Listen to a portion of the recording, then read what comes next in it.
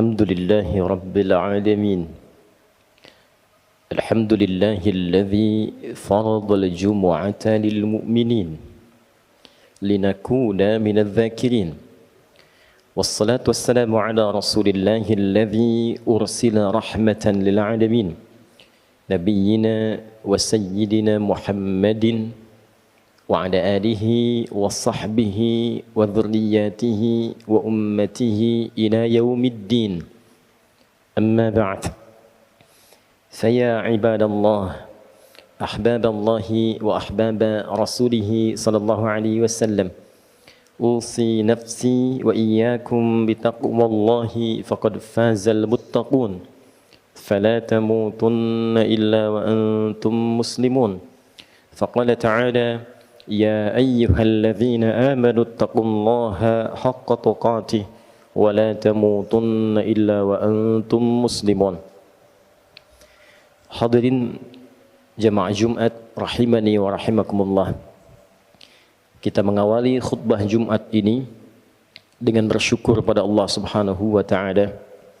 Alhamdulillah, kita masih diperkenankan sampai dengan detik ini untuk beriman dan membuktikan keberimanan kita kepada Allah dengan menunaikan ibadah Jumat berjamaah. Semoga Jumat ini dijadikan oleh Allah Subhanahu wa taala sebagai Jumat terbaik di antara sekian Jumat yang telah kita tunaikan. Hadirin, seperti diketahui bahwa khutbah Jumat itu dipandang sah berlangsung jika setidaknya memenuhi 5 rukun yang pokok. Ada satu bagian yang diperdebatkan di kalangan ulama, namun ulama sepakat dengan 5 pilar, 5 rukun yang pokok ini. Pertama adalah hamdalah, memuji Allah Subhanahu wa taala dengan mengawali khutbah. Kedua adalah salawat, bersalawat pada Rasulullah sallallahu alaihi wasallam.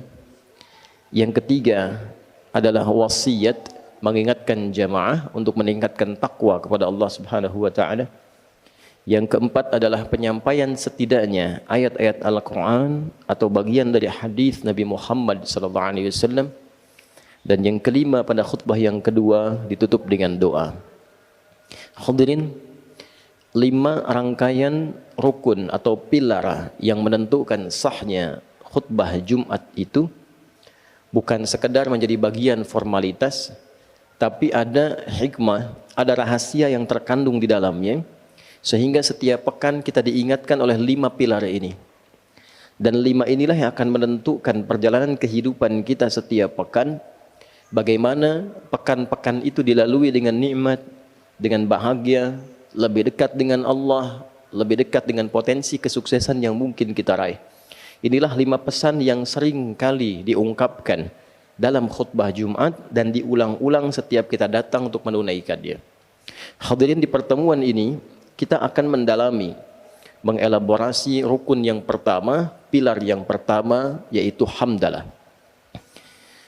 Jika kita perhatikan setiap khatib memulai khutbah Jumat, ia pasti akan berkata atau setidaknya menyampaikan syukur dan pujian kepada Allah. Alhamdulillahi Rabbil Alamin. Nahmadullah, atau segala bentuk pilihan kata lainnya yang menunjukkan pujian kepada Allah. Hadirin, hamdalah, sifat memuji dan syukur ini sejatinya memiliki 2 rahasia penting. Dan keduanya terkait dengan penerimaan atas nikmat Allah Subhanahu wa taala yang Allah anugerahkan kepada kita dalam berkehidupan. Hamdalah sebagai ungkapan ekspresi syukur kita kepada Allah atas nikmat yang diberikan oleh Allah kepada kita, memberikan karunia yang pertama adalah membangun sifat qanaah. Qanaah, menerima dengan baik semua apa yang Allah anugerahkan. Dan dengan sifat penerimaan itu muncullah rasa syukur. Dan dengan syukur itu yang paling menarik, ia selalu bersikap positif atas semua nikmat yang diterima tanpa harus menyoal dan memikirkan apa yang tidak ia dapatkan sampai detik itu. Kita mendapatkan nikmat dari Allah, sepeda, muncul sifat qanaah, alhamdulillah. Kita tidak harus berpikir tentang orang yang punya motor. Kita tidak sibuk berpikir tentang pajaknya orang yang punya Alphard. Kita tidak harus sibuk berpikir tentang apa yang tidak kita miliki. Itulah qanaah.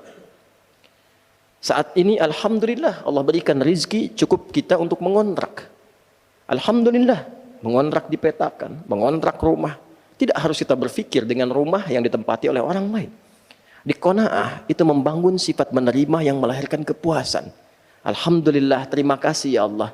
Engkau berikan sejatinya padaku nikmat sampai detik ini yang tidak engkau titipkan kepada hamba-hambamu yang lain. Itulah qanaah. Alhamdulillah, selama sepekan cobalah hitung berapa banyak nikmat yang Allah berikan kepada kita. Nikmat sehat, nikmat bahagia, nikmat bercengkrama. Sehingga kadang kita lupa dalam sepekan untuk mengatakan fabi ayyi ala'i rabbikuma tukadziban. Sikap inilah yang kelak akan membentengi kita dari perilaku-perilaku negatif yang mungkin muncul. Karena lawan dari qanaah itu istighna, ingin merasa lebih. Ketika seseorang ingin merasa lebih, maka tertambahlah beban hidupnya dan terbukalah potensi bagi dirinya untuk menyimpang. Kalla innal insana la yatgha ar-ra'ahu istaghna. Sekali-kali jangan pernah lakukan, kata Allah. Manusia itu akan mulai berpotensi menyimpang jika ia ingin merasa lebih. Sudah diberikan oleh Allah sepeda, ingin motor. Tentu beban diri kita, tentu pekerjaan kita, beban pikiran kita akan meningkat. Bagaimana supaya bisa mendapatkan apa yang diharapkan itu? Padahal sepeda pun belum tentu digunakan pada hal-hal yang sesungguhnya menjadi asas kebutuhan kita. Allah anugerahkan kontrakan, alhamdulillah. Tidak banyak berpikir. Tidak banyak berpikir tentang pengelolaan, tidak banyak berpikir tentang pajak, tidak banyak berpikir tentang macam-macam. Allah anugerahkan kebahagiaan di dalamnya. Ketika ingin lebih, maka artinya kita memacu beban pikiran kita memacu beban pekerjaan kita, sehingga berpotensi meningkatkan beban yang sebelumnya tidak didapatkan. Apakah meningkatkan diri untuk meraih nikmat lebih itu dilarang? Tidak. Tidak. Meningkatkan kemampuan diri untuk mendapatkan nikmat itu wajib dilakukan. Namun demikian, sifat menerima nikmat yang Allah anugerahkan itu wajib kita lakukan. Jadi berbeda antara istighna, ingin merasa lebih, dengan meningkatkan istiqdar, meningkatkan kemampuan kita untuk mendapatkan lebih. Itu berbeda. Yang dilarang itu sikap tidak menerima atas apa yang Allah titipkan, apa yang Allah anugerahkan kepada kita. Lantas dengan sikap itulah kemudian ia membuka potensi berbuat maksiat yang menyimpang dari jalur-jalur kebenaran. Bukankah orang yang korupsi itu karena ingin merasa lebih? Bukankah orang-orang yang ingin tampil gaya itu cenderung menampilkan maksiat dalam kehidupannya? Nah, ini yang dilarang dalam Islam. Ini yang diingatkan dalam setiap pekan. Boleh kita meningkatkan kemampuan diri, tapi terima apa yang Allah anugerahkan kepada kita sebagai titipan yang kelak akan ditanya saat kita berpulang. Perhatikan kalimat Qur'annya. Kalla innal insana la yatgha ar-ra'ahu istaghna. Setelah itu Allah tegaskan, inna ila rabbika ruj'a. Engkau berharap ingin menambah-nambah di luar batas penerimaan yang aku anugerahkan, lantas memicu kerja keras pada dirimu, berpikir, tidur sulit, banyak sakitnya, padahal engkau merasa satu saat kau pasti akan pulang. Kau pasti akan meninggal. Silahkan tingkatkan kemampuan dirimu, bersamaan dengan itu terima nikmat yang aku anugerahkan kepadamu. Qanaah kita hadirkan dalam saat yang bersamaan istiqdar, memompa kemampuan kita lebih untuk mendapatkan anugerah yang Allah bentangkan. Itu yang kemudian kita tampilkan dalam berkehidupan.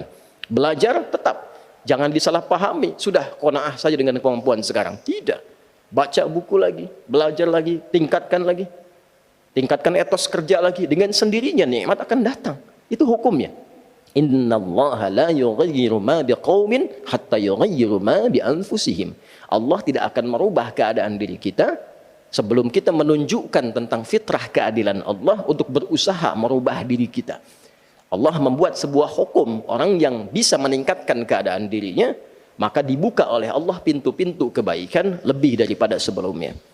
Jadi hadirin, jika khatib kemudian mengingatkan kita dalam khutbah Jumat dan dibuka dengan alhamdulillahi rabbil alamin, maka segera sadar dalam sepekan itu berapa nikmat yang belum kita iringi dengan sifat qanaah. Berapa nikmat yang belum kita iringi dengan sifat penerimaan yang baik. Qanaah. Qanaah menekan sifat-sifat iri hati. Qanaah menghilangkan dendam. Qanaah menghapuskan sifat-sifat tidak terpuji. Jadi setiap pekan kita diajari, jangan iri hati, jangan dendam, bebaskan dari perasaan-perasaan yang tidak baik, tingkatkan kemampuan diri, terima nikmat Allah yang Allah anugerahkan kepada kita. Ini bagian yang pertama. Yang kedua hadirin, syukur juga bermakna menggunakan nikmat yang Allah anugerahkan kepada kita pada hukum yang telah Allah tetapkan dalam penggunaannya. Menggunakan nikmat yang Allah anugerahkan kepada kita pada hukum, pada ketentuan yang telah Allah tetapkan dalam penggunaannya. Kita beri contoh. Allah anugerahkan pada kita nikmat mata yang sehat, bisa memandang. Alhamdulillah kita terima kasih ya Allah, Engkau berikan kepada aku nikmat pandangan sampai detik ini, saat sebagian orang belum tentu bisa mendapatinya. Lalu bagaimana kemudian kita membangun syukur, sifat syukur dari sifat qanaah yang telah kita hadirkan tadi? Maka gunakan mata pada hukum yang telah Allah tetapkan. Apakah fungsi mata itu? Maka turun surah cahaya, misalnya surah ke-24 ayat 30 itu. Qul lil mu'minina yaghuddu min absarihim. Muhammad sallallahu alaihi wasallam perintahkan, sampaikan pada hamba-hambaku yang beriman, umatmu yang beriman, gunakan mata itu untuk memandang yang baik saja. Bila yang tak baik itu kemudian berpotensi terpandang, alihkan pandanganmu dari objek pandangan itu. Jadi mensyukuri nikmat mata, menggunakan mata untuk memandang yang baik-baik menurut aturan Allah dan Rasulnya. Tak baik palingkan, itulah syukur. Mensyukuri nikmat lisan, menggunakan lisan pada yang baik-baik yang Allah perintahkan. Ya ayyuhalladzina amanu la yasra qaumin qaum, jangan gunakan untuk mencela. La yaghtab ba'dukum ba'dha, jangan gunakan untuk saling memaki, saling mengumpat, saling gibah. Man kana yu'minu billahi wal yawmil akhir falyaqul khairan aw liyasmut. Siapa yang merasa beriman pada Allah dan hari akhir, gunakan lisannya pada yang baik-baik saja, berkata yang baik, tak mampu dia diam. Nah, itulah mensyukuri nikmat lisan sampai ke ujung kaki. Jadi kita jangan bicara dulu mensyukuri nikmat sepeda, nikmat motor, nikmat pakaian, nikmat harta. Ini dari ujung kepala sampai ujung kaki selama sepekan ini sudah disyukuri atau belum? Jangan-jangan datang Jumatan lisannya baru digunakan untuk mencaci orang lain. Datang Jumatan telinganya baru digunakan untuk mendengar perbuatan maksiat. Datang Jumatan pikirannya malah menerawang. Bahkan dalam saat khutbah Jumat digunakan pada hal-hal yang berbau maksiat. Itu belum syukur namanya. Karena itulah ketika khatib mengatakan Alhamdulillahi Rabbil Alamin, ingat semua nikmat yang Allah anugerahkan pada kita, nikmat kesehatan, udara, keluarga dan seterusnya. Lalu setelah itu gunakan semua nikmat ini dan evaluasi pada semua ketentuan yang Allah tetapkan. Lihat nikmat ada orang tua, sudah didoakan atau belum? Orang tua dekat dengan Allah atau tidak? Sudah sholat atau belum? Ada anak-anak sudah bisa baca Quran atau belum? Dekat dengan Allah atau tidak? Jangan kita berharap sekeluarga masuk surga, sementara anak pun sholat tak mampu. Orang tua jauh dari Allah. Maka apa yang kita harapkan dalam kehidupan ini? Sikap yang dapat dibangun dua hal, melalui sikap syukur dalam wujud ekspresi khatib Alhamdulillahirabbil alamin. Setiap pekan kita mendapatkan pesan-pesan Rabbani, terima semua nikmat, maka terbebas dari perbuatan maksiat, hilang sifat-sifat yang tidak baik. Saat bersamaan gunakan semua nikmat itu pada seluruh ketentuan yang telah Allah tetapkan. Yang dengan itu mudah-mudahan kebahagiaan di dunia bisa diraih, hisab di akhirat ringan kita menjalaninya. Barakallahu li wa lakum fil Qur'anil azim wa nafa'ni wa iyyakum bima fihi minal ayati wa dzikril hakim wa taqabbala minni wa minkum tilawatahu innahu huwas samiul alim. Ud'ullaha yastajib lakum jami'an.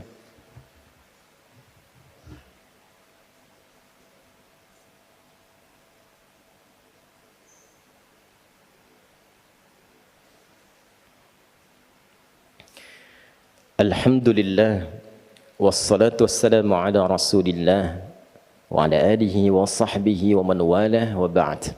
Faya ibadallah, usi nafsi wa iyyakum bitaqwallahi faqad fazal muttaqun fala tamutunna illa wa antum muslimun. Faqala ta'ala ya ayyuhalladzina amanu taqullaha haqqa tuqatih wa la tamutunna illa wa antum muslimun. Hadirin, sebelum kita berdoa pada Allah Subhanahu wa taala, perkenankan khatib mengingatkan dengan singkat bahwa dari 5 pilar rukun khutbah yang disampaikan oleh khatib, hamdalah memberikan 2 pesan utama. 1, membangun sifat qanaah, menerima nikmat yang Allah berikan kepada kita agar kita mampu menjaga diri selalu dalam kebaikan. Tidak perlu iri hati dengan jabatan orang lain, tidak perlu iri hati dengan hadiah yang mungkin orang lain terima, tidak perlu iri hati dengan nikmat yang orang lain dapati, tapi tingkatkan kemampuan diri kita untuk mendapatkan anugerah lebih dari apa yang kita inginkan dari Allah Subhanahu wa taala. Kedua, pergunakanlah nikmat-nikmat itu dengan baik sesuai aturan Allah, karena semua akan dihisab. Dari ujung kepala sampai ujung kaki. Mata kita dihisab, telinga kita dihisab, pakaian kita dihisab, semua yang melekat pada diri kita akan dihisab. Mari kita berdoa pada Allah Subhanahu wa taala. Mudah-mudahan doa ini mengantarkan kita pada sikap qanaah dan syukur seperti apa yang Allah inginkan, seperti apa yang Nabi sallallahu alaihi wasallam contohkan. Alhamdulillahi rabbil alamin, hamdan syakirin, hamdan na'imin, hamdan yuwafi ni'amahu wa yukafi mazidah. Ya Rabbana lakal hamdu wa lakal syukru kama yanbaghi li jalali wajhikal karim wa li 'azimi sultanik. Allahumma salli wa sallim wa barik ala habibikal karim rasulikal mustafa al-amin sayyidina Muhammadin wa ala alihi wa sahbihi ajma'in.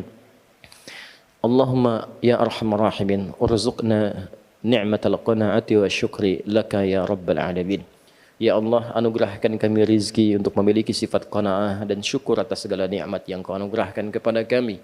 La tada'lana fi maqamina hadha wa fi kulli maqamin dhanban illa ghafartah.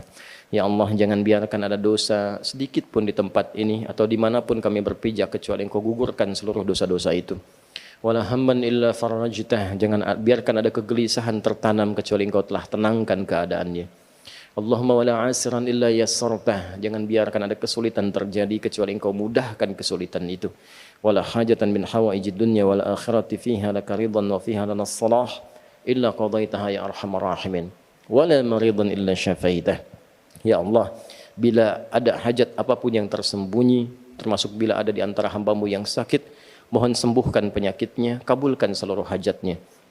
Allahumma rabbana atina fid dunya hasanah wa fil akhirati hasanah wa qina adzabannar. Allahumma ihfaz biladana Indonesia waj'alha baldatan thayyibatan tardaha. Ya Allah, mohon jaga negeri kami Indonesia dan jadikan Indonesia negeri yang berkah yang Engkau ridai. Jaga kami ya Allah, jauhkan dari perpecahan, satukan dalam kebaikan. Dan jaga para ulama kami ya Allah, ikhlaskan mereka dalam berdakwah untuk mencerahkan umat dalam kebaikan. Allahumma bifadlika subhana rabbika rabbil izzati amma yasifun wa salamun alal mursalin wa akhiru da'wana subhanakallahumma wa bihamdika nasyhadu an la ilaha illa anta nastaghfiruka wa natubu ilaik walhamdulillahi rabbil alamin.